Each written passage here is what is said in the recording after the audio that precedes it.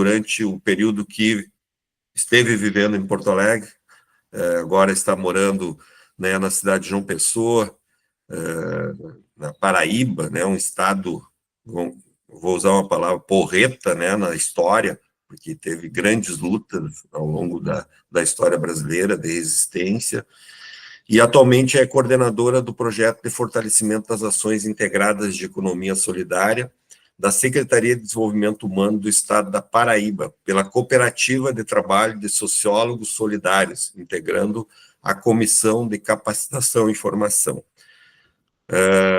Ruth, para nós é uma satisfação, uma honra te ter. A gente sabe que sempre que a gente procura, geralmente a Marajora que entra em contato, que nesse momento não está tendo possibilidade de participar aqui ao vivo também, mas temos a Maria Cezira, que é a nossa coordenadora geral das brigadas, que voltou. Ela tinha dado um descanso, mas a gente não deixou ela continuar descansando, e está preparando a Letícia, que é a nossa também militante, sócia, que foi nossa brigadista agora na edição passada, e que está ajudando aí muito a associação a desenvolver os trabalhos que a gente organiza e planeja, né? Então, Ruth, a palavra está contigo, tá? E muito obrigado mais uma vez. Eu que agradeço o convite, um bom dia a todas e todos. Prazer conhecer a Letícia, eu vejo a Letícia sempre no grupo ali, né, postando as coisas e organizando. Muito bom ver Cezira de novo, Ricardo, e muito, muito feliz em estar com brigadistas, né? Acho que depois eu vou tocar um pouquinho sobre essa experiência de ser brigadista. Eu fui a Cuba várias vezes, mas como brigadista fui uma vez só, e fui levar minha filha adolescente, para que minha filha tivesse compreensão de um mundo que não era o mundo que ela vivia. E ter ficado 15 dias, nós ficamos um pouco mais, sem o celular, foi maravilhoso, né? Foi uma aula de capacitação de convívio humano, né? De olhar para as pessoas, de conversar com as pessoas. Foi interessante. E, felizmente, influenciou muito a vida dela, porque hoje ela é cineasta, e é uma cineasta comprometida, né, com o cinema revolucionário, com o cinema transformador. Então, eu sou grata também a Cuba por isso, né, pela experiência que nós tivemos na Brigada. Eu queria iniciar dizendo que, eu trabalho agora num projeto também da FUNAI com os povos originários, por enquanto, do Amazonas, Maranhão, Pará, Rondônia e acho que 4, isso. E na nossa equipe nós tínhamos um companheiro, faleceu faz 2 semanas, infelizmente deu uma meningite fulminante e ele faleceu precocemente. Era um representante, era um indígena da etnia Maracaípe. E Mário, sempre que nós começávamos alguma formação, ou ele ia a campo fazer algum trabalho, ele sempre dizia: eu não vim dar palestra, eu não vim dar aula, eu vim fazer uma vivência. Isso é tão profundo, né? Isso é tão profundo. Quando a gente pensa, e eu convivo muito com eles agora, e, portanto, o pensamento decolonial é muito forte em mim agora, mais do que era na época da academia. Na época da academia era uma reflexão, agora não, é uma vivência mesmo, né? É como eles lutam para que a sua voz seja a voz, e que não mais a voz desse etnocentrismo ocidental, né, que impõe a eles e elas o seu conhecimento.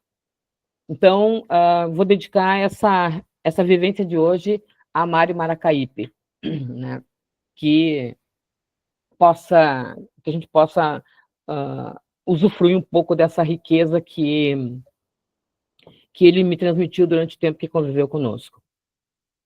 Bom, então, veja bem, que tema, para mim, maravilhoso, né? Porque é um tema que eu trabalho já há bastante tempo, o papel das mulheres, e principalmente o papel das mulheres na Revolução Cubana.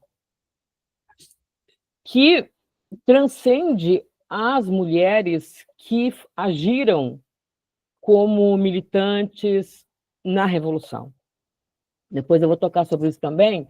Diz respeito àquelas mulheres dos pequenos povoados ao entorno de Sierra Maestra, que, pela inteligência dos revolucionários e das revolucionárias, conseguiram transmitir a essas mulheres que eles não eram bandidos, não eram bandoleiros, explicar da maneira mais rica possível o que eram eles e elas, e terem o apoio dessas mulheres camponesas.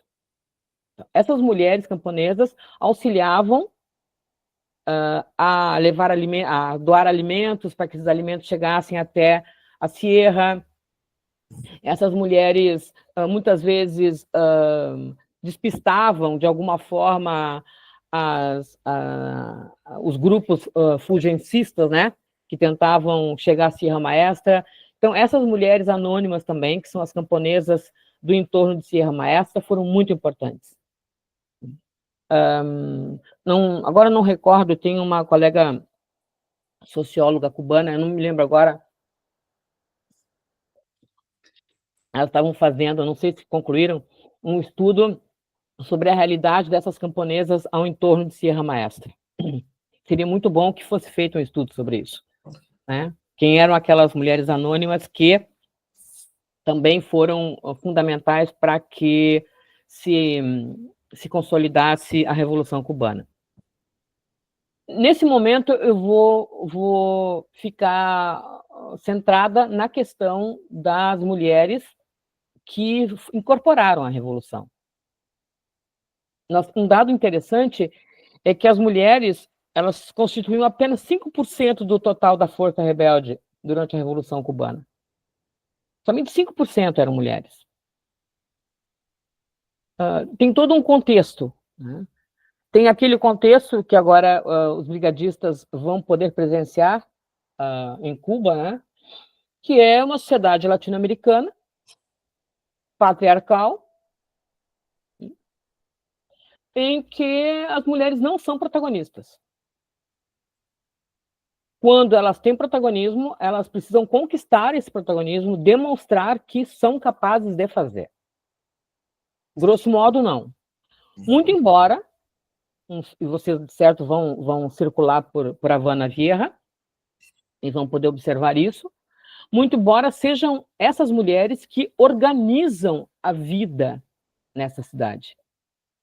Né? São elas que são as mães que estão ali organizando as crianças, os jovens na rua, e muitas vezes tem jovens fazendo barulhos excessivos, como dançando, eles gostam muito de dançar na rua, nas músicas estadunidenses, e muitas vezes elas intercedem ali, elas fazem a organização, elas estão ali vendendo alguma coisa. Então, vocês vão ver essa situação das mulheres ali em Havana Vieja, que é uma Cuba diferente, né?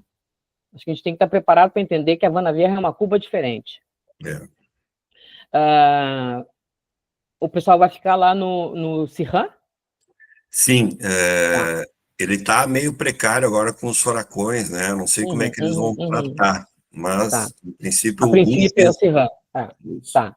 Então, vão ficar no interior. O interior é outra realidade. Então, se vocês passearem pelo território cubano, vocês vão ver realidades distintas. Agora, claro, como o Ricardo falou, assolado por 2 furacões, um após o outro, assim, né? Foi muito intenso. E, em virtude da mudança climática, eles estão sendo mais arrasadores do que eram antes, né? Porque sempre tiveram, a época dos furacões é essa, de outubro até... não, é de junho, né? Até outubro, novembro. Mas agora com intensidades maiores, né? E efeitos maiores. Bom, então, vamos ver como é que eu vou conviver com vocês, falar com vocês algumas questões. A importância das mulheres na Revolução Cubana, no ato revolucionário ali especificamente, se dá através do pelotão Mariana Grajales, né? Dessa figura tão potente que é Mariana Grajales, nas lutas pela independência, né? Onde os homens lutavam e essa mulher vai para a luta com os 2 filhos, porque os 2 filhos foram, ela vai para a luta também, e ela vai, é poético, mas é verdadeira, ela ia com um machete na mão, e ela lutava. Então, ela é uma figura muito importante. Esses tempos, eu tenho um apreço especial por Camilo Cienfuegos, porque Camilo era um verdadeiro camponês, né? Os outros eram Fidel, oriundo das camadas médias intelectualizadas, Che, todo mundo conhece muito mais, né? Che, Raul também, irmão do Fidel, enfim. E os outros generais também tinham alguns trabalhadores urbanos, mas Camilo era o autêntico camponês. E isso é muito característico das ações dele. Então, e como ele viveu muito pouco, a gente não chegou a ver as contradições. Então, eu tenho um apreço especial pelo Camilo. Daí, esses dias, eu pensei em fazer... Eu vou fazer uma tatuagem aqui só com sombreiro, só com o chapéu do Camilo. Para marcar no meu corpo esse respeito que eu tenho. Aí, depois, eu pensei, não vou fazer o sombreiro, eu vou fazer um machete. Que é o machete de Mariana Grajales. Porque até nisso a gente tem que reconstruir, né? O Ricardo falou no início, reconstruir nosso imaginário de que a revolução foi feita por homens. Não, a revolução foi feita pelo povo cubano, e o povo cubano são homens e mulheres. Apesar, como eu disse no início, de ser uma sociedade latino-americana marcada por um patriarcalismo, né? Muito embora isso seja verdade, mas são essas mulheres também que fizeram essa história. Então, nesse pelotão, Mariana Grajales, existem 13 jovens mulheres, né, ao entorno de 17 anos. Mas para que essas mulheres pudessem ter incorporado ao pelotão Mariana Grajales na Sierra Maestra, foi preciso outras mulheres antes. As mulheres que deram suporte para a invasão ao quartel Moncada. Era fundamental. A vinda dos revolucionários, né? O desembarque no Grama e assim por diante. Então, nós temos algumas figuras importantíssimas, né? Algumas mulheres importantes, não importantes porque ficaram conhecidas no mundo inteiro, mas importantes pelo papel que desempenharam, né? Dentre essas mulheres, nós temos Célia Sanches, né? Que depois do triunfo da Revolução, ela foi secretária da presidência do Conselho de Ministros. Ela que organizou e planejou o desembarque do Grama, além de fornecer reforço ao Exército. Quando o Grama chega, é ela que faz toda a organização. A Aide Santa Maria, ela participa do assalto ao quartel Moncada, né, em 26 de julho de 53. E, nessa ação, ela foi presa junto com Mel Bernandes, né, que é outra personagem muito importante, né, outra mulher muito importante na Revolução Cubana. A Aide Santa Maria foi membro fundadora do Partido Comunista Cubano e uma das primeiras mulheres a ingressar no partido. Ela esteve envolvida em todas as fases da Revolução, desde o início até o fim, né? Quando ela falece, ela está lá ativa ainda. Mel Bernandes, que é a companheira ali, né, que está junto com a Aide Santa Maria, ela também tem um papel fundamental, porque ela vai fazer, olhem que interessante, ela faz a compilação e a disseminação do documento de apelo do Fidel de autodefesa. É ela que faz isso. O documento conhecido como A História Me Absolverá, né?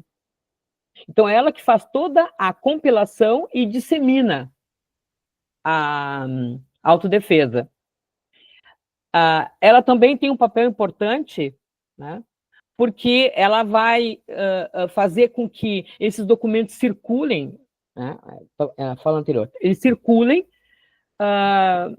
e as pessoas comecem a saber que existe, que ele está se defendendo, né? Que ninguém vai defendê-lo e que ele tem os argumentos. Ela vai participar também dos preparativos para a expedição do Grama, em 25 de novembro de 56, quando eles vêm do Porto Mexicano, né? Depois, ela vai entrar nas fileiras do Exército Rebelde, né? Vai participar, mas elas têm um outro papel de participação, essas mulheres aqui. Elas não incorporam o pelotão Mariana Grajales. Elas têm outros papéis, né? Elas trabalham na questão da saúde, no cuidado com os feridos, elas trabalham como correio, né? Que elas levam e trazem as notícias para os combatentes na Sierra Maestra e usam técnicas fantásticas. Esconder, por exemplo, mensagens dentro de uma flor nativa. Elas conseguiam fazer, tirar o miolo da flor, botar a mensagem dentro, colocar o miolo de novo e andar com a flor no cabelo, por exemplo, né? Ninguém suspeitava de uma flor. Mais tarde, a Melba foi ser embaixadora de Cuba no Vietnã e no Camboja também, e ela foi diretora do Centro de Estudos da Ásia e Oceania. Também é fundadora do Partido Comunista, né? E vai ser deputada da Assembleia Nacional Popular até a sua morte em 2014. Foi a que morreu, foi uma das últimas, né?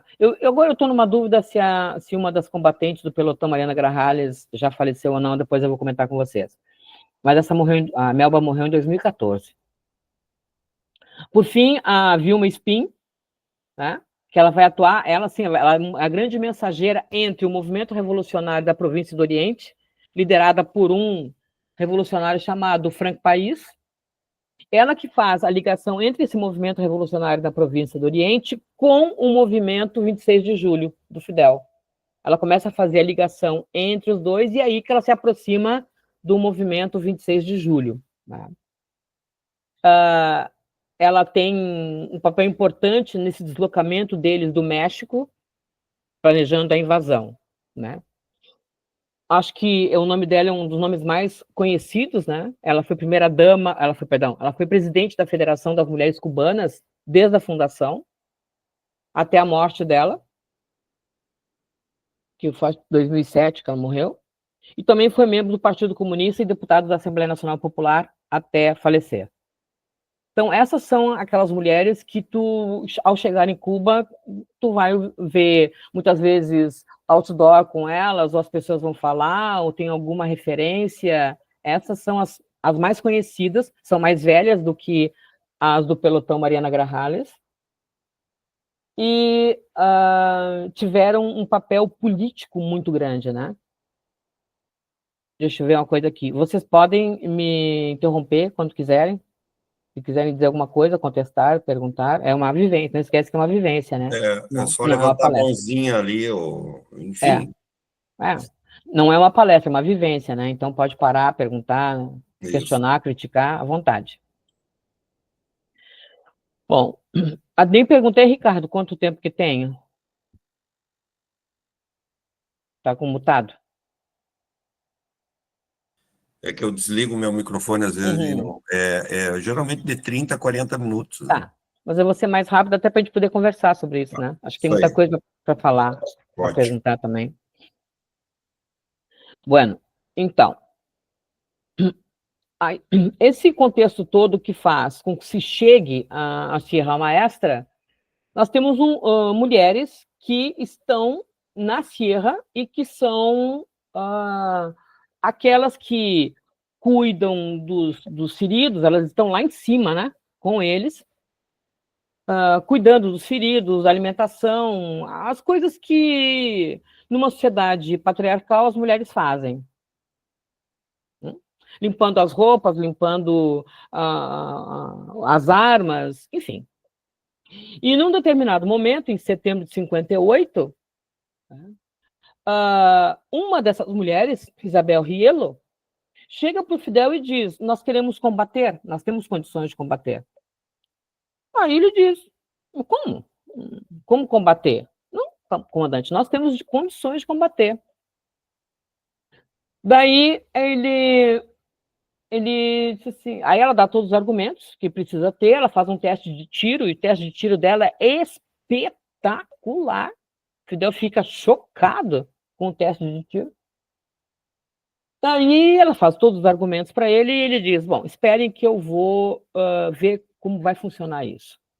Aí ele entra para a reunião com os generais, com todos os comandantes, e, vejam bem, ele fica 7 horas discutindo com os comandantes sobre a importância de existir um pelotão feminino em Sierra Maestra. 7 horas. Vocês sabem que Fidel tinha um poder, acho que todo mundo chegou a ver já um discurso do Fidel, né? Se não, pessoalmente também não vi, mas se não, como é que chama quando é ao mesmo tempo? Simultaneamente, que eu consegui assistir simultaneamente. Mas pela internet vocês veem, né? Às vezes a gente vê um discurso do Fidel durante 2, 3 dias, que a gente para, vai jantar, vai almoçar, vai dormir, volta, e o Fidel continua falando. O Fidel era bom de fala, um argumento muito consistente. E ele consegue a absorção dele, o discurso dele do Mundo Me Absolverá é fantástico, ele consegue sair da prisão. E ele leva 7 horas para convencer comandantes, então significa que foi mais difícil convencer os comandantes de formar um pelotão feminino do que se autodefender. Bom, depois desse tempo todo, a 1h da manhã, ele sai de dentro da barraca dos comandantes, chama a Isabel Rielo e diz assim: veja se não vão me fazer passar vergonha. Isso é uma anedota, como eles dizem, né? Que o Fidel sempre lembrava. Vejam, muchachas, não me façam passar vergonha, né? Do tipo, lutei tanto por vocês e agora vocês estão nessa... O telefone tocou aqui, eu vou baixar. Vocês estão me fazendo essas coisas aqui. E aí, ele cria o pelotão. E pela beleza de tiro de Isabel Rielo, ela é a comandante, né? Então, ela é formada por 17... nós temos a listagem de 14, né? 13, por quê? Porque uma das meninas, eu falei 17 por causa da idade delas, uma das combatentes do pelotão foi capturada em 12 de setembro, né?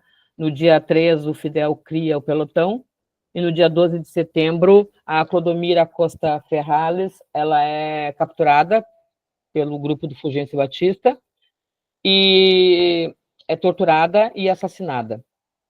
Então, ela é a 14ª, mas fica sempre como honorária, né? Porque ela foi executada antes da primeira ação efetiva do pelotão, que foi no 28 de setembro. Então, ela não chegou, de fato, a combater no pelotão. Nós temos... Ela era uma das mulheres que estava lá em cima, que estava dando salvaguarda para um pelotão e foi capturada. Então, dessas mulheres, a Isabel Rielo é a comandante, a Delsa Ster, que é conhecida por TT Puebla, a TT é a subcomandante, e eu vou relatar aqui algumas histórias da TT que são as mais tocantes para mim, né? Depois, eu faço questão de nominá-las porque, como dizem os mexicanos, quando nós nominamos os mortos, eles permanecem vivos. Então, nominá-los é dar vida a eles e elas. Isso também é uma prática dos chineses, né? Nominar os mortos significa deixá-los vivos conosco. Mas eu vou chamar atenção para essa característica tão próxima dos nossos irmãos mexicanos e irmãs.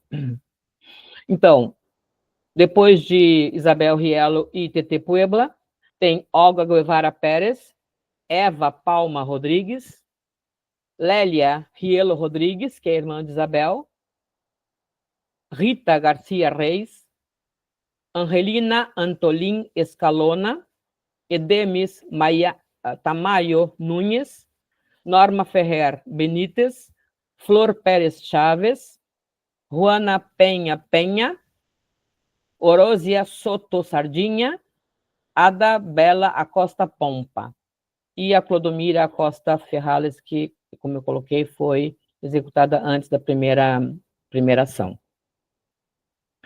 Então, essas mulheres, 17, 18 anos, A média era 17 anos. Se não me engano, a mais velha tinha 19. Essas mulheres, a Clodomira, que foi assassinada, era autêntica camponesa. Por isso que ela era levada a fazer esses contatos com as comunidades. Fidel tinha problemas, por exemplo, ele queria que descobrisse alguma coisa em tal comunidade que ele estava com suspeita que tinha alguma infiltração do exército do Batista. Então, ele mandava a uma equipe, e nessa equipe estava Clodomira, né? Clodomira tinha uma percepção muito forte do convívio com as pessoas. Ele dizia, ela é profundamente inteligente, astuciosa e criativa, né? Se não me engano, Clodomira era analfabeta. E ele salientava, mesmo analfabeta, ela é inteligente, astuciosa, para ver que aqui não é nenhum louvor à ausência de instrução, mas que a instrução, ela complementa a vida de um militante, né? Ela não é a essência, ela complementa a vida de um militante. Ela forma a unidade indissolúvel na vida de um militante, como é o caso da Clodomira. Então, o que essas mulheres faziam? Vou dar alguns temas aqui, alguns relatos da TT Puebla, que era subcomandante.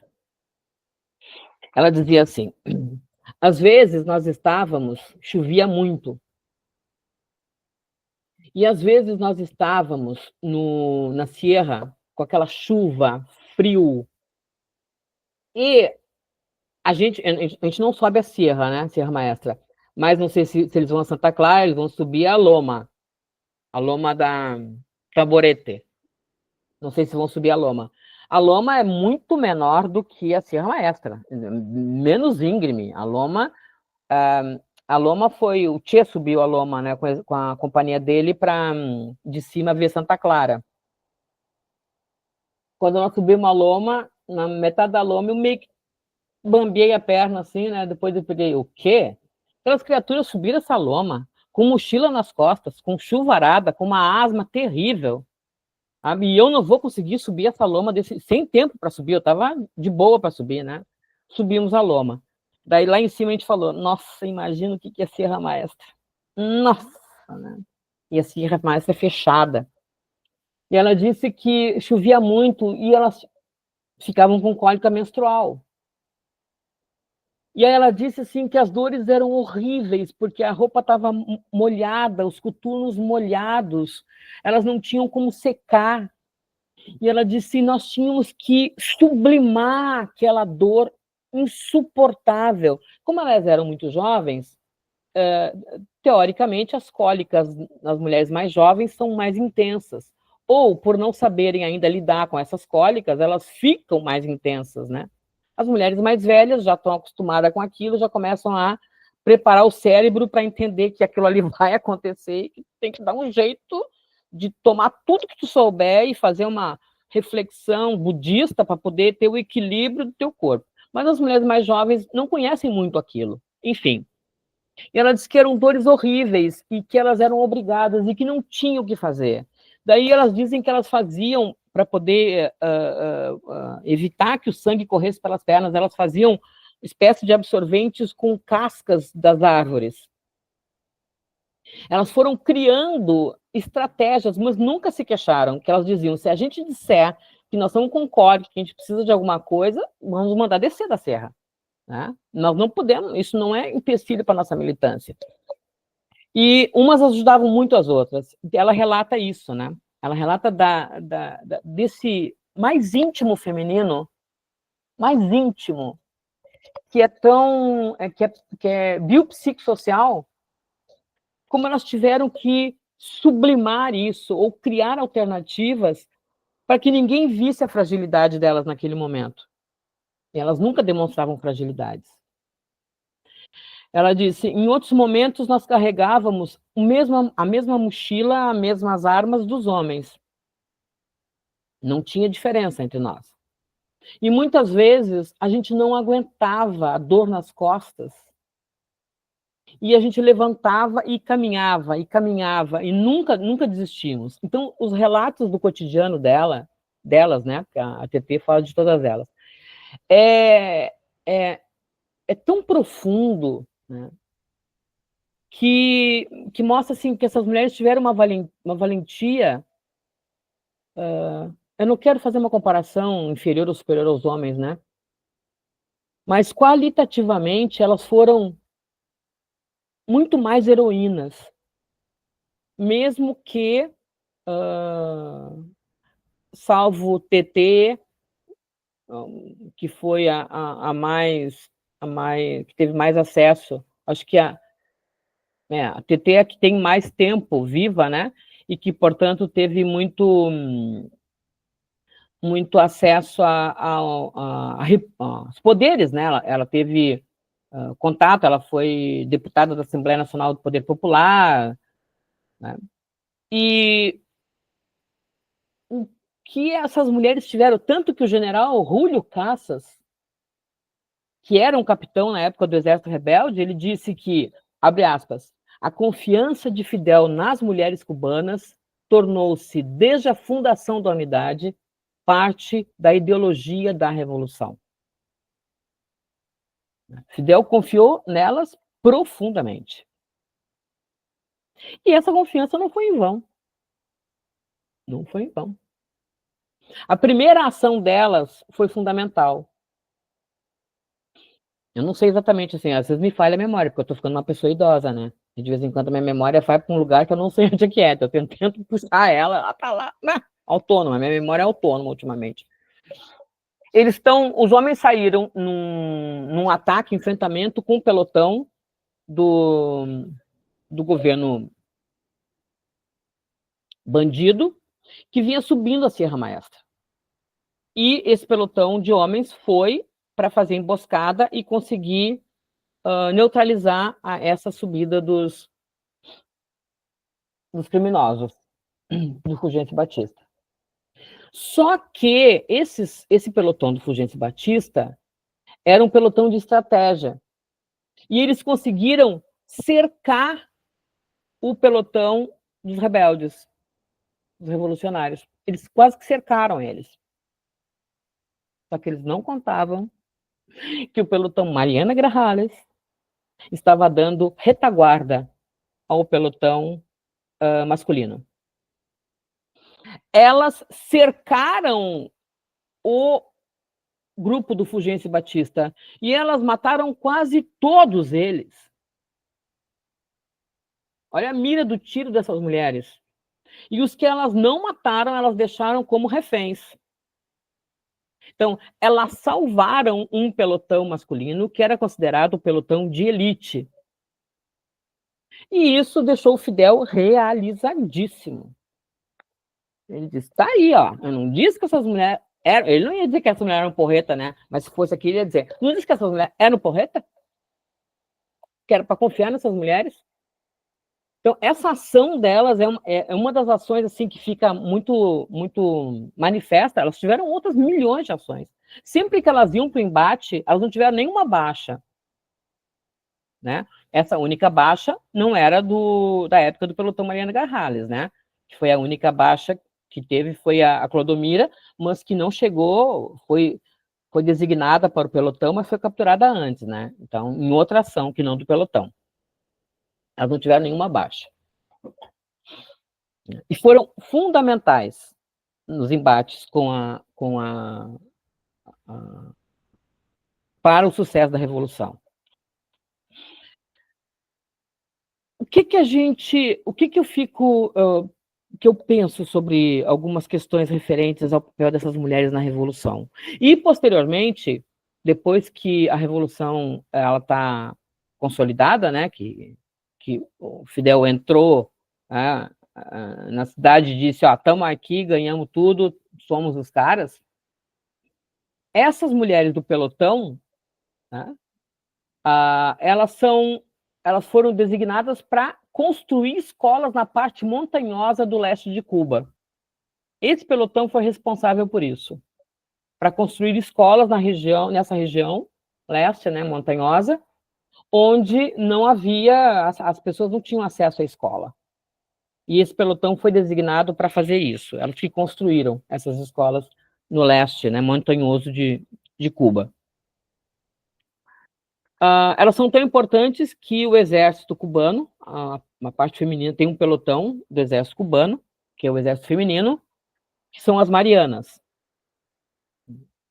Vocês vão vê-las, a gente não pode falar com eles, né?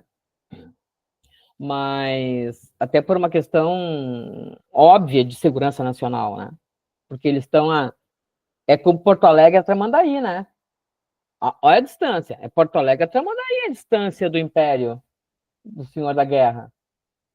Não é coisa pequena. Então, com os militares não se conversa.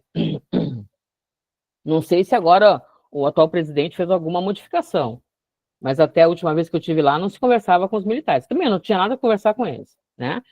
Tinha que conversar com muita gente, não precisava conversar com eles necessariamente, eles e elas. Elas são muito importantes na defesa de Cuba. Vocês devem ver nos desfiles, né, quando elas aparecem, um pelotão gigantesco, as mulheres são um número bastante grande no exército, e elas têm uma responsabilidade igual, não é mais assim, elas ficam na área da saúde, na área, por exemplo, no Brasil, né? É o exército revolucionário, a gente viu recentemente que não é o exército revolucionário, tá mais que dado, né, para nós. Mas o papel das mulheres nas Forças Armadas do Brasil são esse papel, né? Elas são da área da saúde, da área da educação, não tem papel militar. Em Cuba, não. A Revolução Cubana trouxe esse papel. Agora, acho que está terminando o tempo, né? Mas vamos ver aqui. Uma questão que eu acho que é fundamental é quando Che escreve A Formação do Homem Novo, porque Che era o preocupado com uma nova sociedade, né? Aquela viagem de motocicleta não foi um passeio turístico. Aquela viagem pesou demais da conta, né? E precisava um homem novo. Só que o Che usa o conceito homem, e esse conceito homem dizia, até recentemente, se referia aos seres humanos, mulheres e homens. Até que nós chegamos e dissemos, eu não sou homem. Então, é homens e mulheres, né? Porque nós somos diferentes. Por exemplo, você não chama pé de mão. Pé e mão é mão. Mas os dois são membros fundamentais do ser humano. Então, podia dizer, pés para as mãos. Não digo pés para as mãos, porque não são iguais. Não posso nominar homens e mulheres da mesma forma, né? Mas o Che, quando escreveu, tinha aquela... A gente tem que entender também o contexto em que eles estão, a linguagem que eles utilizam e como é que eles se referem às coisas. Por isso que é sempre importante fazer uma análise socioantropológica do momento em que as coisas estão, para poder entendê-las, né? Esses tempos eu entrei num embate, um grupo de mulheres feministas, fui falar para elas, e aí ela, mas Marx era machista, não sei o quê, teve um filho, empregada, aquela função toda, né? E quem assumiu foi o Engels, não sei o quê. Eu fico ouvindo isso e digo, gente, meu Deus, tem tanta coisa importante para se discutir, né? Daí tu chega lá, bom, vamos ver, pessoal. Nós estamos no século XIX, vamos pegar uma carona com Michael J. Fox, né? De Volta ao Passado, De Volta ao Futuro, não sei como é o nome do filme. Vamos lá no século XIX, vamos dar um bizu lá e vamos ver como é que era o comportamento das pessoas no século XIX. Se a gente tem as mulheres do grupo aqui, os companheiros, homens, né, nos ouçam agora. Se nós sabemos que atualmente nós temos companheiros nossos que não conseguiram passar, né, do estágio de homem de Neandertal, vocês imaginem os homens do século XIX, mesmo sendo Karl Marx. Mesmo sendo Karl Marx. Tem que ler o contexto, né? Hoje não é admissível mais isso, porque o contexto hoje possibilita aos homens uma leitura muito profunda e muito clara da vida. Então, os homens de hoje não podem fazer isso, porque estariam cometendo, obviamente, uma verdadeira agressão profunda ao espírito revolucionário, né? Mas, quando o Che fala, isso tudo para dizer, né, que o Che fala o homem novo, Ele está falando do homem e da mulher nova, desse novo ser humano, que a revolução precisava construir. Não sei como é que vocês também devem ter contato bastante também agora, né? Com alguns princípios da Revolução Chinesa. Qual era a preocupação do Mao Tse-tung?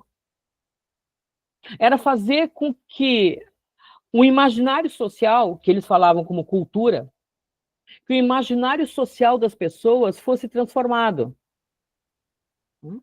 Ou seja, que as pessoas não tivessem mais a ideia de que eu sou servo, o outro manda em mim. Não, eu sou um ser humano, uma ser humano que tem o direito igual ao outro, mas tu precisa transformar as mentalidades.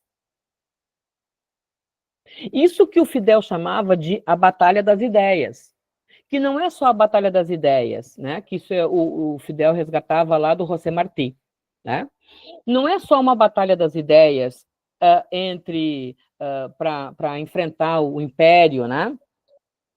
Não, é uma batalha das ideias interna também. Como é que essa sociedade se educa? Quais são os papéis dessa educação?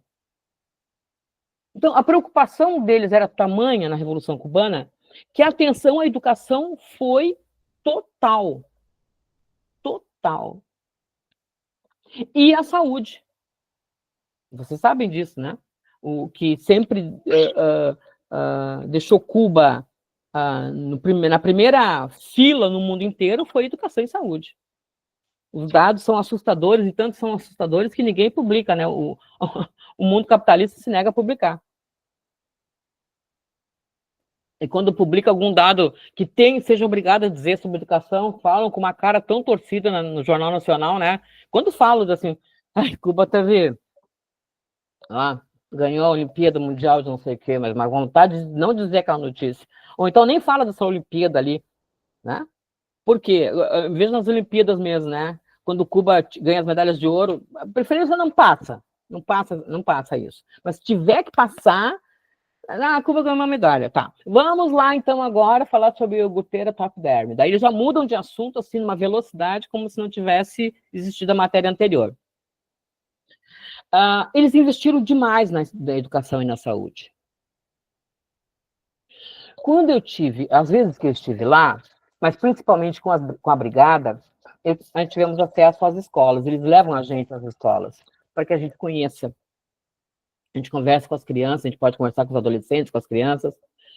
E quando eu estive na escola, eu optei para ir para a escola, o grupo dividia, né? Um grupo podia ir para o hospital, outro grupo podia ir para a escola, escolhia. Eu quis ir para a escola. E aí eu conversei com as crianças. Sentei no chão assim e deixei elas falarem. Eu digo, falem para mim, por favor. E eles me deram aulas de sociologia, assim, eram aulas, né? Sobre José Martí, sobre a Revolução, sobre o que era a batalha. Elas diziam para mim, sabe o que é a Batalha das Ideias? Com uma cara bem assim, sabe? Tipo, uma criança de 9 anos, sabe o que é a Batalha das Ideias? Isso é José Martí. Aí me explicar. E eu disse assim, eu não sei o que é. Então, eu vou te explicar. E me explicavam que eu disse assim, essa criança sabe realmente. Não foi decorada. Essa criança não decorou isso. Daí eu fazia lá no meio uma pergunta, sabe? Aquela pergunta capciosa, eu dizia, mas José Martí nem podia ser comunista. Ele não era comunista. Ele era proto-comunista. Mas o que significa ser proto-comunista? Será que eu sou proto-comunista? Não, tu não é proto-comunista. Daí eu explicava e dizia, meu Deus do céu! Eu ficava, tinha vontade de beijar, pegar no colo, mas eu não podia também fazer assim, do tipo, maravilhosos, não. Que interessante, como eu aprendi com vocês. Venha mais seguido aqui que a gente ensina. Daí fui mudando de faixa etária, né, para ver como é que era. Até os pequenininhos. Eu sou como é que é o termo, Ricardo? Eu sou não é guardião, José Martí, como é que é o termo? Não, é... defensor? É defensor? Não, é outro. Lembra, Cezira? Eu sou não é combatente, é um termo bem forte, assim, sabe? Eu não estou conseguindo lembrar agora. Também não lembro agora. Tem os pioneiros do Che, mas o do Martí eu não lembro. Eu não lembro se é o Pioneiro. É pioneiro também? É. Isso, obrigado, Cezira. Pioneiro, o José Martí. Que eles usam uma bufanda que vai mostrando, conforme eles vão passando para outras instâncias da reflexão revolucionária, eles vão mudando. Então, os pioneiros do José Martí são menores ainda.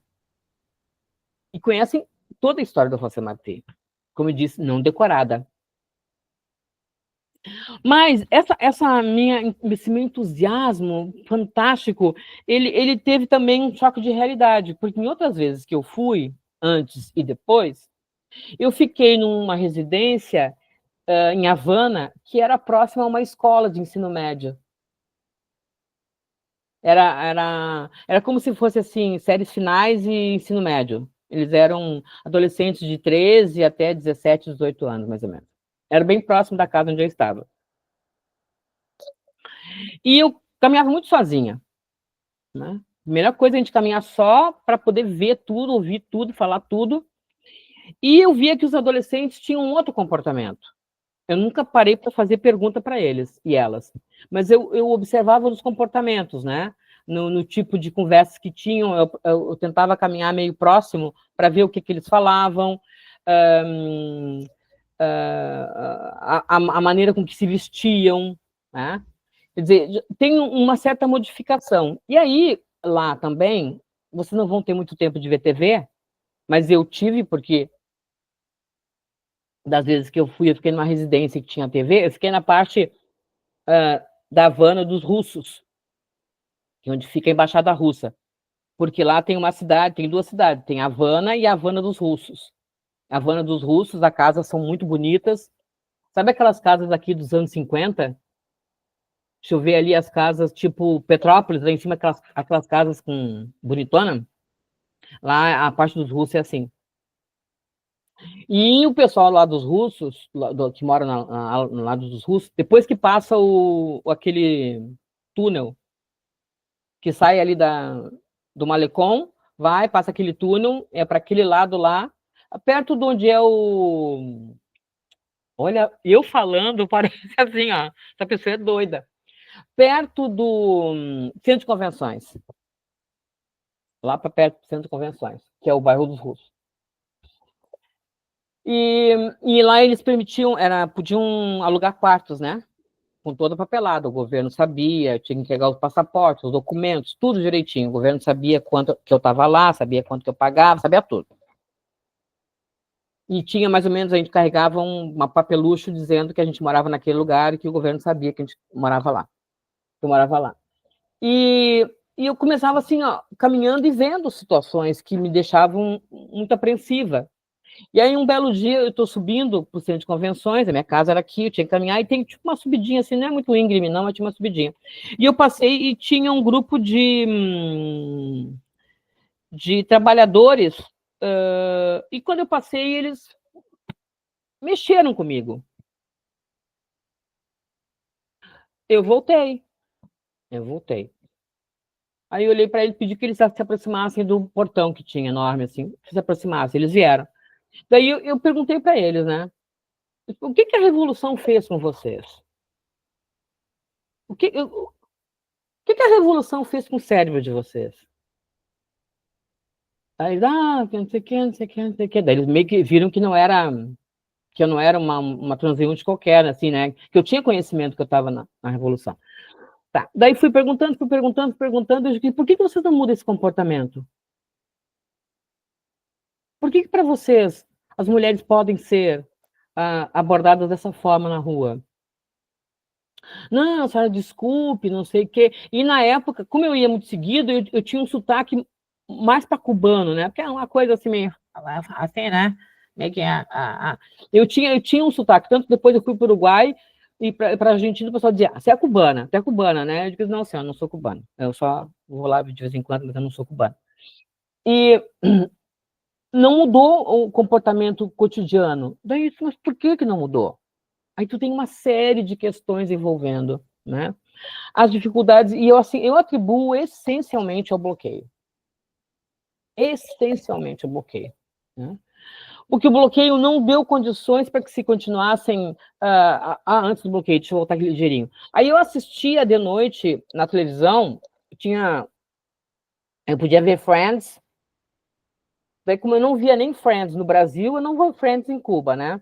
Daí eu ia para os outros canais, daí eu via aulas de ciência política maravilhosas, maravilhosas, maravilhosas, sem estar no canal de televisão. Aí vinha uma novela, parecia uma novela mexicana, uma novela cubana, daí vinha aula de novo de ciência política. Então, para mim, aquilo foi muito bom. Daí, a minha pergunta era até que ponto essa juventude vê essas aulas, né? Quem é que assiste essas aulas de ciência política? Eu estou falando da juventude do cotidiano, não da juventude militante. Tem uma juventude militante muito importante. Vocês, com certeza, também vão encontrá-los, né? Que são militantes secundaristas, universitários, que têm as suas entidades representativas e que são muito potentes.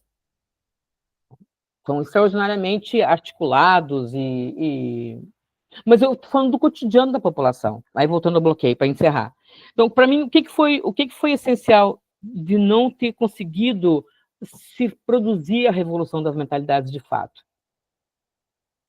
Foi um bloqueio cruel, criminoso, vocês vão ver quando chegarem lá, um bloqueio é criminoso. E quando vocês vierem de lá, vocês retornem para a Associação Cultural José Martí, vocês fiquem militantes, aguerridos, e defendam com unhas e dentes o processo revolucionário e denunciem o bloqueio criminal,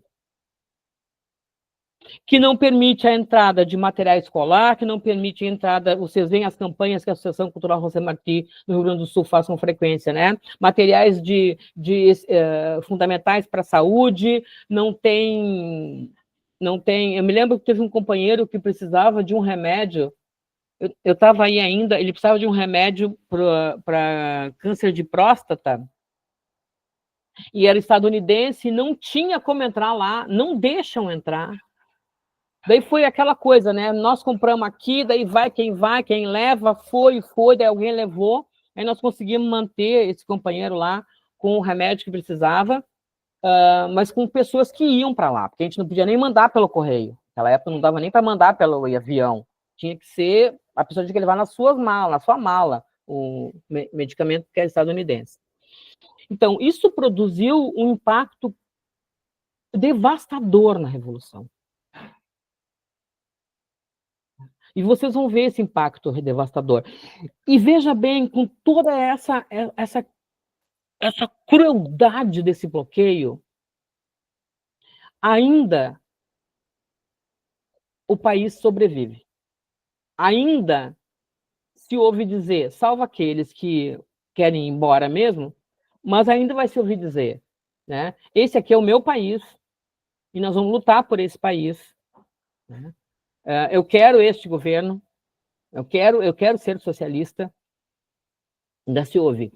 Eu ouvia muito, né? Quando eu perguntava, por que vocês não vão para os Estados Unidos? Eles diziam, não, jamais. Aí eles, tem um tio que foi, teve um irmão que foi, teve não sei o que foi, mas eu jamais saio daqui.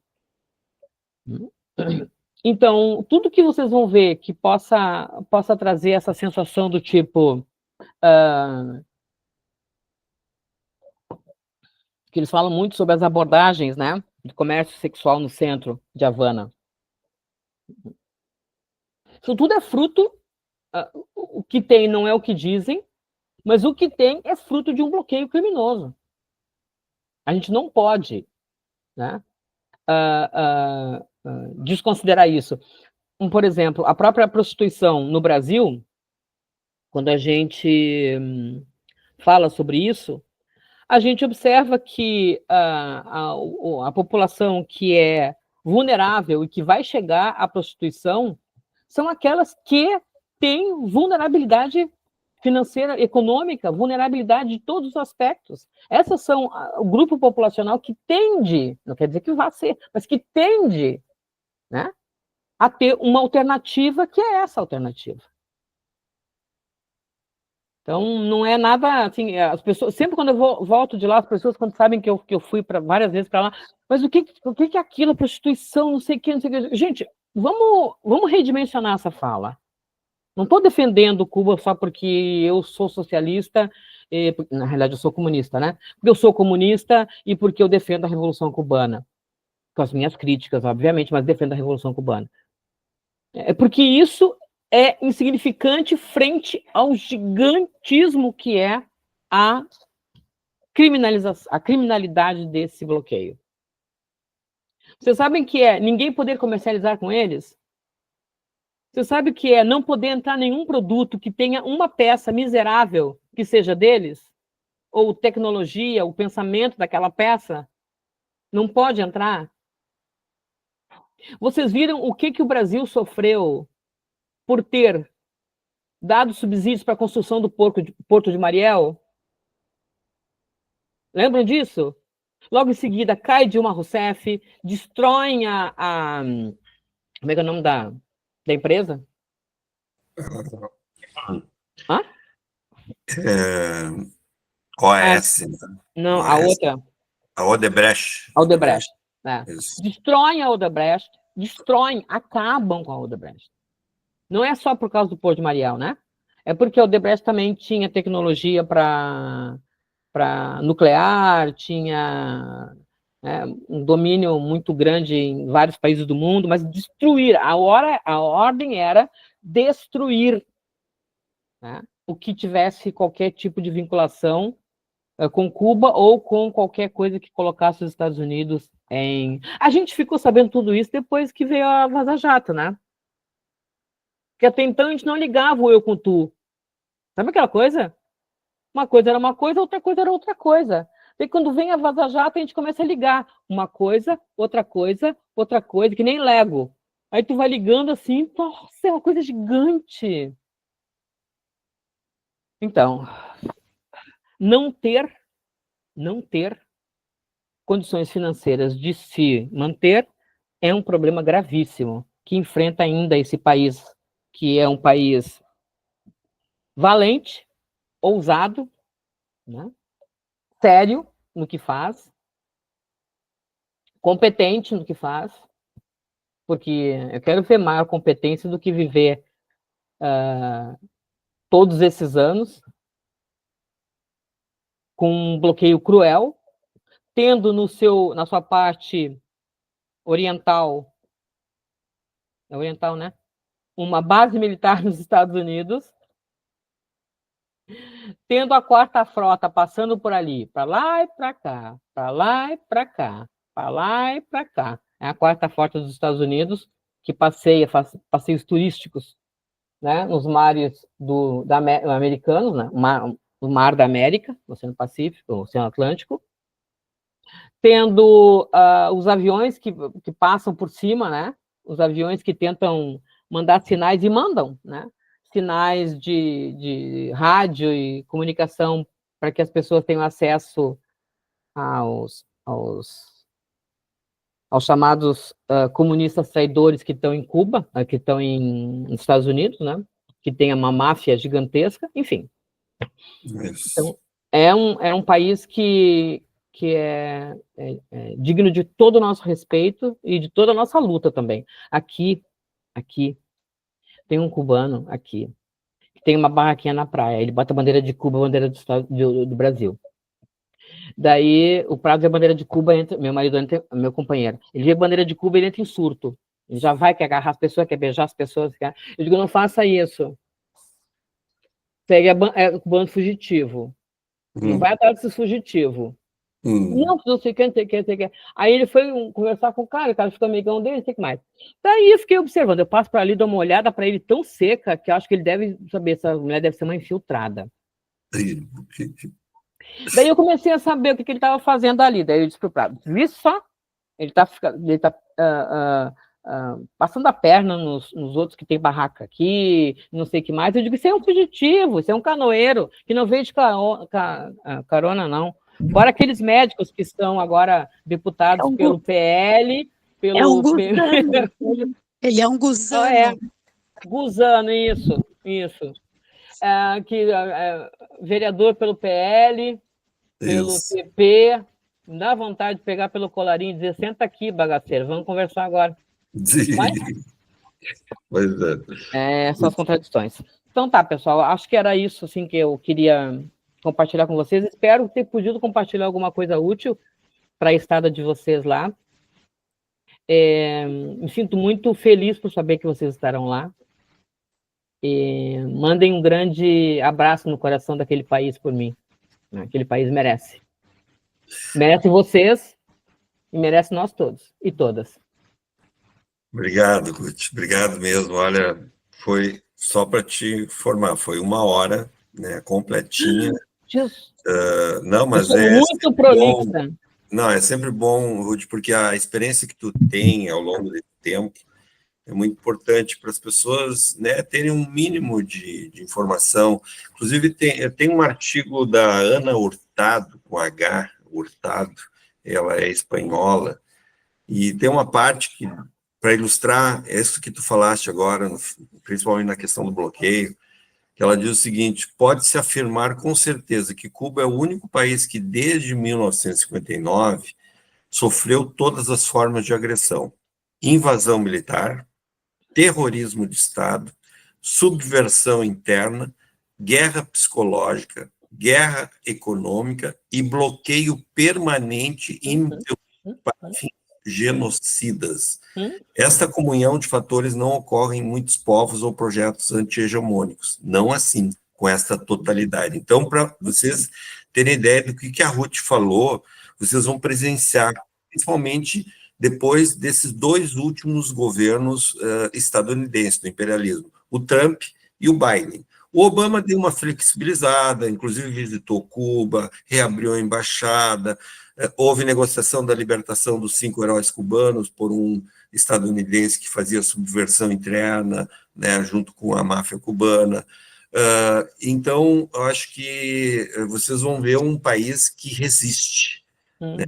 É uma ilha que resiste contra o maior império econômico, militar, midiático do mundo. Não é pouca coisa. Uma ilha com 12 milhões de habitantes. Exatamente. Então vocês vão ver lá muita situação, digamos, entre aspas, precária, principalmente os 2 furacões que ocorreram, e agora também ocorreu sismos, né? Terremotos. E pela primeira vez, Ruth, exatamente, houveram mortes em Guantánamo. 7 mortes, coisa que não ocorria, para ver o quanto foi de grave esses 2 furacões, nessa intensidade dessa mudança climática, que na realidade já tinha sido avisada que ocorreria, por parte de ambientalistas, que eram chamados também de loucos, né, contra E Fidel fez um célebre discurso em 1992, aqui no Brasil, durante a Eco 92, avisando que se tinha uma espécie que estava em extinção, era humana, né? E ela está a caminho mesmo. Se a gente não resistir, ela pode acontecer definitivamente. Então, acho que Cuba, ela demonstra essa resistência, essa resiliência do seu povo também, né? Que, com todas as dificuldades, continua lutando e continua acreditando. Por mais críticas, isso que a Ruth falou, nós temos críticas em relação ao processo. Mas isso é um problema nosso, né, de fazer as críticas. Eles têm a possibilidade de resolver os seus problemas, mas também é necessário muita solidariedade por parte nossa. E eles têm a vivência, né, Ricardo? Exato. A gente não tem a vivência. A gente está daqui olhando e fazendo análise. Eu faria assim, eu faria assado. Daí eles dizem, então vem para cá e faça. Exato. Bom, pessoal, tem possibilidade ainda de perguntas. A gente aqui, claro, não estabeleceu limites de tempo. Quem quiser aproveitar aí a experiência de uma